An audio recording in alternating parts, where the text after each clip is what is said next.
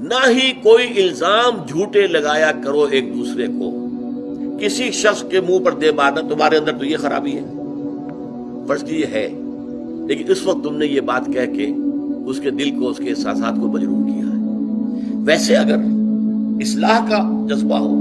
علیحدگی میں کہیں جا کر کہو بھائی یہ آپ کی یہ معاملہ مجھے کچھ ٹھیک معلوم نہیں ہوتا، آپ اس کی کچھ درستی کیجیے، اصلاح کیجیے، یہ طریقہ صحیح ہے جو کرنا چاہیے، اس کے لیے کہ تلقین ہے۔ المسلم میراث المسلم، ایک مسلمان کو دوسرے مسلمان کے لیے آئینہ ہونا چاہیے، کہ جیسے آئینے میں میں دیکھتا ہوں ارے یہاں پہ کیا داغ پڑ گیا ہے، میں اس کو صاف کروں، اسی طریقے سے ایک مسلمان دوسرے مسلمان کو اس کے داغ دھبے بتائے، لیکن پبلک میں نہیں، رو در رو نہیں، سب کے سامنے نہیں، بلکہ علیحدگی کے اندر جا کر، تاکہ اسے بھی اندازہ ہو کہ یہ میری اصلاح چاہتا ہے، میرا خیر خواہ ہے،